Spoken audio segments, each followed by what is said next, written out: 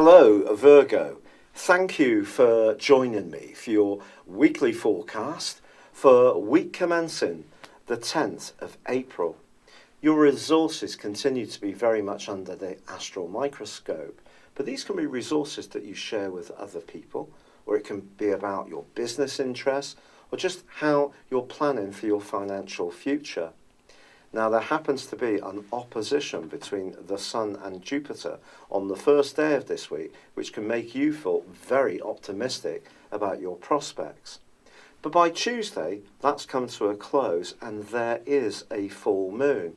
And this full moon is asking you to be very conscious of your expenditure and to try to find ways over the next couple of weeks to be more creative about how you can increase the flow of money coming in, but at the same time just be much more cautious about how you marshal the money you've already got.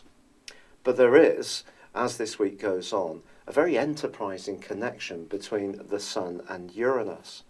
Now, Uranus has been in a very restless area for close connections for some years, since 2011 full time. But for some Virgos, this may have seen a more entrepreneurial side of your nature come to the fore.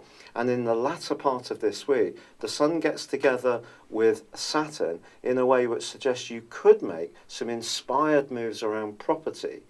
Now, this could mean getting a foot on the property ladder. It may mean moving to somewhere bigger and better, or renting an apartment that will give you more space and sense of comfort.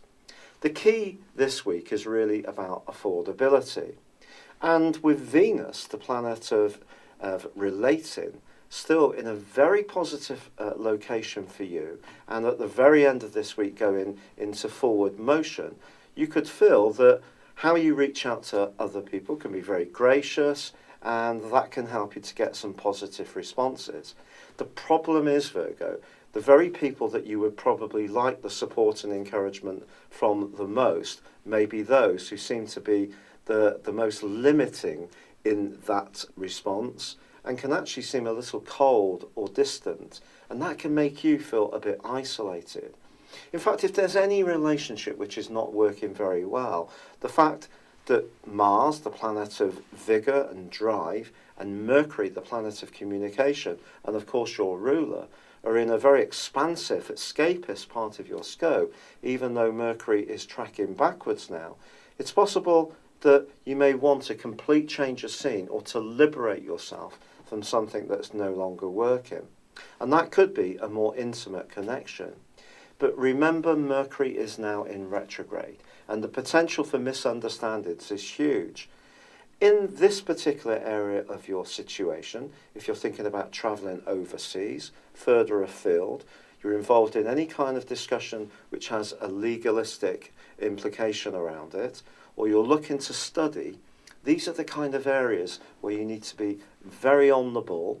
Now, that's usually your greatest strength, your precision and your discrimination, and you're going to need them in spades this week. But as the week draws to a close, Venus does go forwards, but Saturn is still there, supported of the Sun and Uranus, not Venus. Venus is the planet which attracts things to us. So the implication here is just don't expect people to respond to you exactly as you want. And if you work hard at it, you're much more likely to hear what you need. But I think this can be a very important week because you could find yourself much more impulsive around some of your decision making in its second half.